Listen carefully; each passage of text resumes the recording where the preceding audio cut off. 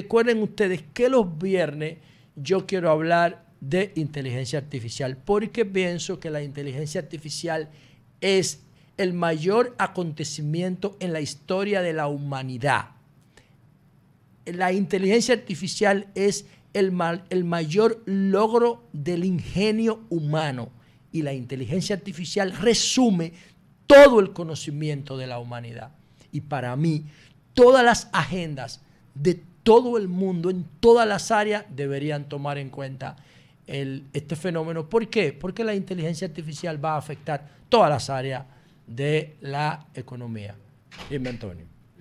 Entonces, quiero hablar de eso a propósito de la reforma fiscal.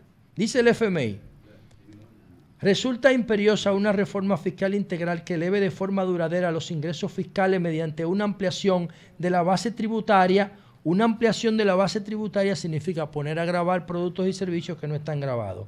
Y la eliminación de las exenciones. Eliminar las exenciones significa los productos o servicios que no pagan impuestos. Afirma la misión del FMI, que estuvo recientemente en el país agotando su visita anual. La afirmación contenida en sus conclusiones publicadas se da en un contexto en el que el país se debate entre un inminente sometimiento a reforma fiscal. La misión observa que esa imperiosa reforma debe ir en paralelo con una reducción de la evasión fiscal, eso es importante, y mejoren la eficiencia del gasto incluido, menores subsidios al sector eléctrico y menores transferencias no focalizadas.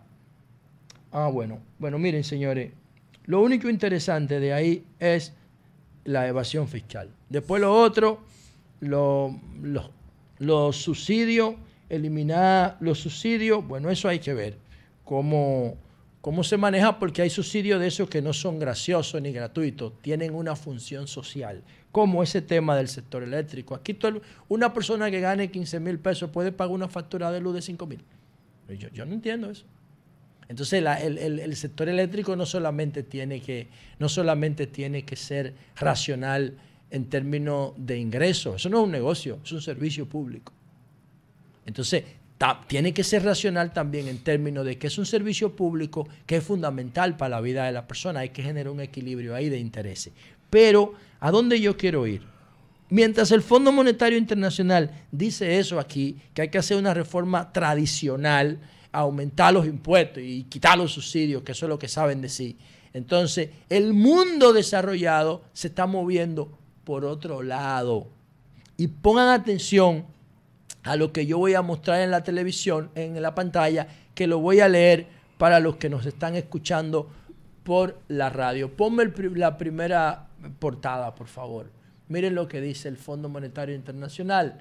Dice el Fondo Monetario Internacional, eso es de principio de este mes, el Fondo Monetario Internacional propone gravar más la renta del capital para limar la desigualdad que va a causar la inteligencia artificial. Mírenlo ahí. El mismo Fondo Internacional que aquí está diciendo que aumenten la base impositiva y que eliminen los subsidios. Miren lo que está diciendo en Europa. El Fondo Monetario Internacional propone gravar las rentas de capital para limar la desigualdad que va a causar la inteligencia artificial. Ese es el mismo Fondo Internacional. Ponme la otra portada. La otra portada dice: como un tsunami, el FMI advierte que la inteligencia artificial está golpeando con fuerza el mercado laboral mundial. Miren lo que dice ahí.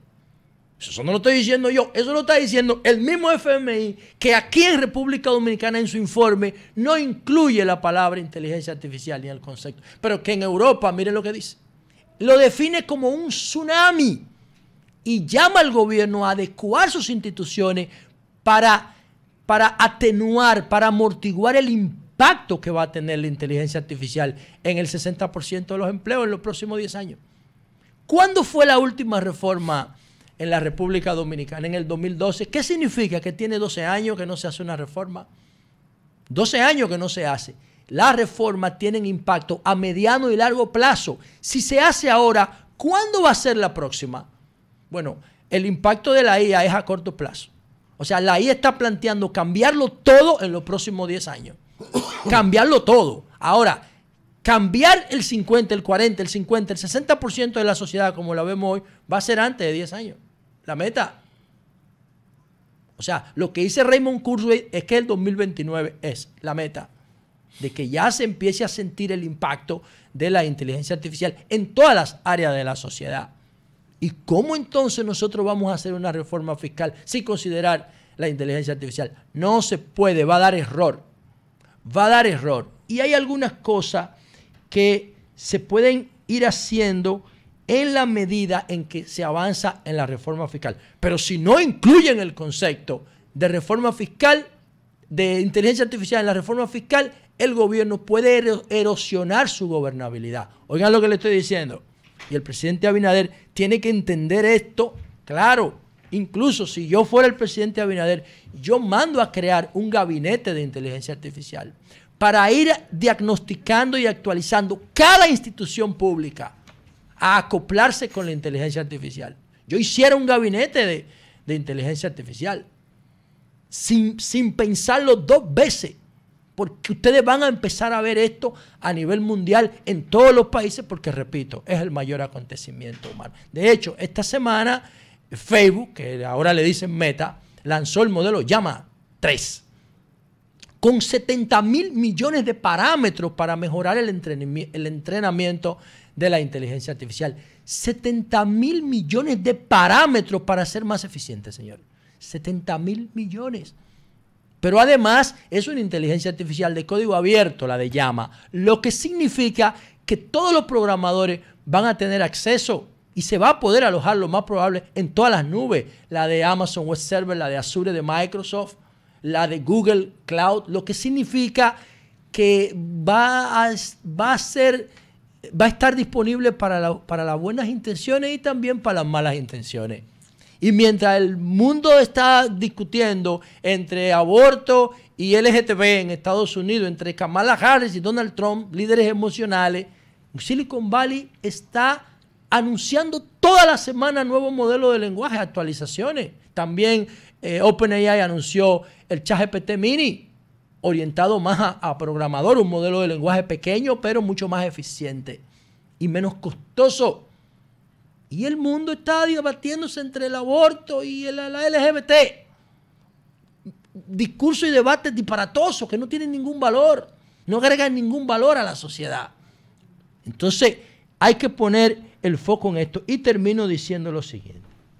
¿Cuáles son los elementos que tiene que contener esta reforma desde mi punto de vista para que no se erosione a la gobernabilidad?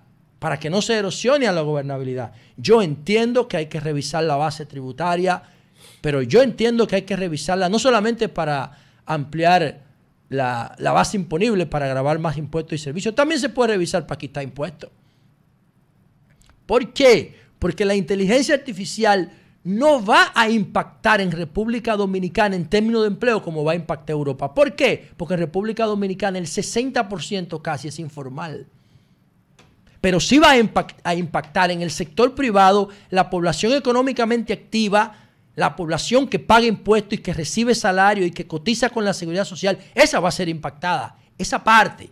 Esa es la clase media y media vulnerable. Esa va a ser impactada. ¿Por qué? Porque todos los procesos de inteligencia artificial van a amenazar esos empleos.